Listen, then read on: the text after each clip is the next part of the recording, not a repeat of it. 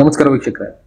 America ಒಂದು ದೇಶದಲ್ಲಿ ತುಂಬಾ ಅಡ್ವಾನ್ಸ್ ಆಗಿ ಥಿಂಕ್ ಮಾಡ್ತಾ ಇರ್ತಾರೆ. ಮುಂದೆ ಏನಾಗುತ್ತೆ ಅದಕ್ಕೆ ನಾವೇನ್ ಪ್ರಿಪರೇಷನ್ ಮಾಡ್ಕೋಬೇಕು ಅನ್ನೋದನ್ನ ಮಾಡ್ತಾನೆ ಇರ್ತಾರೆ. ಅಂತದ್ರಲ್ಲಿ ಈಗ ಅಮೆರಿಕಾದವರು ಅಂಡರ್ ಗ್ರೌಂಡ್ ಸಿಟಿಗಳನ್ನ ಪ್ಲಾನ್ ಮಾಡ್ಕೊಳ್ತಾ ಇದಾರೆ. ಸುಮಾರು 600 ಎಕರೆ 700 ಎಕರೆ 1000 ಎಕರೆ ಗಟ್ಲೆ ಜಾಗಗಳನ್ನ ಕೊಂಡ್ಕೊಂಡು ಅದರ ಕೆಳಗಡೆ ಭೂಮಿ ಒಳಗಡೆ ಸಾವಿರಾರು ಅಡಿ ಆಳದಲ್ಲಿ ನಾವು ಮೈನಿಂಗ್ ಮಾಡ್ತಾ ಇದ್ವಿ. ಆದ್ರೆ ಇವ್ರೇನ್ ಮಾಡ್ತಾ ಇದಾರೆ, ಮೈನಿಂಗ್ ಮಾಡ್ತಾ ಇರೋ ಜಾಗದಲ್ಲೇ ಸಿಟಿಗಳನ್ನ ಮಾಡ್ಕೊಳ್ತಾ ಇದಾರೆ.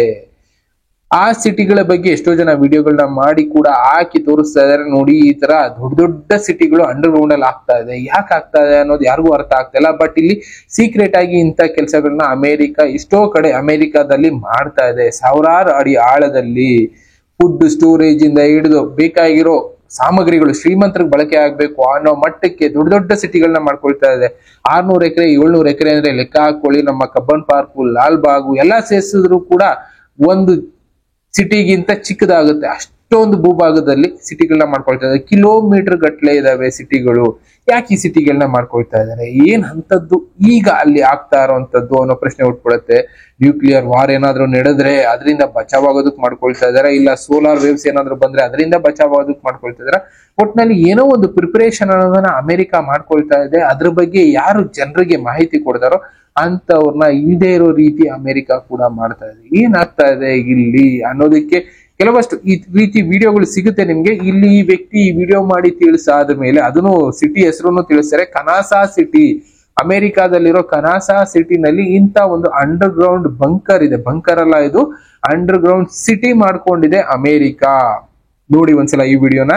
Saturday, I believe, and here's the truck I've been driving for the last few days. For Wilson Logistics.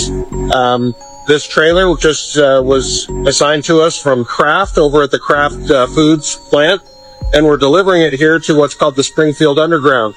And that is, as you can see behind me, this giant cave that's big enough to house hundreds of these trucks and trailers. There's a train track running through here. Just to give you an idea, back here, there's a regular sized truck. See how tall that is up there? It's just incredible. It's Saturday, I believe.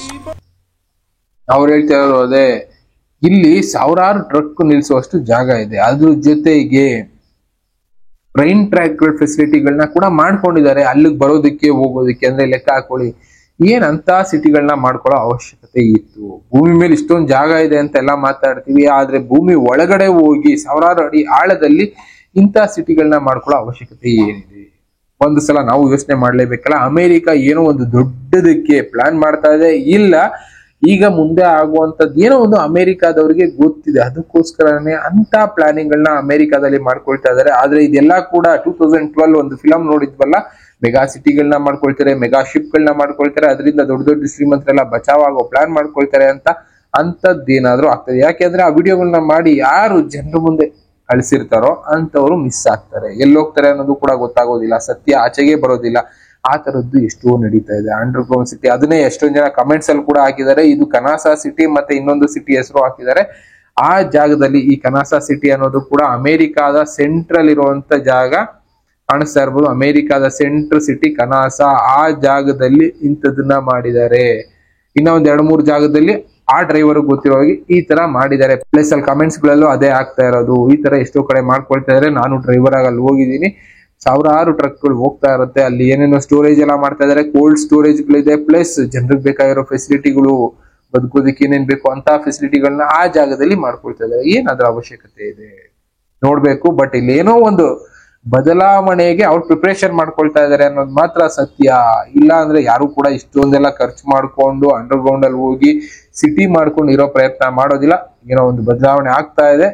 ಈ ತರದ್ದು ಎಷ್ಟೆಷ್ಟು ನಡೀತಾ ಇದೆ ನಮಗ್ ಗೊತ್ತಿಲ್ಲದೆ ಇರೋದು, ತಿಳ್ಕೊಳ್ತಾ ಹೋಗೋಣ. ಇದ್ರಲ್ಲಿ ಏನೋ ಒಂದು ವಿಷಯ ಮಾತ್ರ ಅಡಗಿದೆ ಅನ್ನೋದು ಸತ್ಯ. ಅಂದ್ರೆ ಮುಂದೆ ಏನೋ ಒಂದು ಬದಲಾವಣೆ ಆಗ್ತಾ ಇದೆ, ಅದಕ್ಕೆ ಸಿದ್ಧತೆಗಳು ಎಲ್ಲರೂ ಮಾಡ್ಕೊಳ್ತಾ ಇದಾರೆ ಅನ್ನೋದು ಮಾತ್ರ ಸತ್ಯ. ಬೇರೆ ಬೇರೆ ವಿಷಯಗಳು ಈ ತರ ನಮಗ್ ಕಳಿಸ್ತಾ ಇದಾರೆ ಎಷ್ಟೋ ಜನ. ಅಂತ ವಿಷಯಗಳನ್ನ ನಾವು ಸ್ವಲ್ಪ ತಿಳ್ಕೊಳ್ಳೋಣ, ಜನರಲ್ ಆಗಿ ತಿಳ್ಕೊಳ್ಳೋಣ, ಸಾಕು ನೋಡೋಣ. ಅದರಿಂದ ನಮ್ಗೆ ಏನಾದ್ರು ಬೆನಿಫಿಟ್ ಆಗುತ್ತೆ ಅನ್ನೋದಿದ್ರೆ ನಾವು ಅದನ್ನ ಫಾಲೋ ಮಾಡೋಣ. ಇನ್ನ ಬೇರೆ ಬೇರೆ ವಿಷಯಗಳ ಜೊತೆ ನಾನು ಮತ್ತೆ ಸಿಗ್ತೀನಿ. Thank you, bye.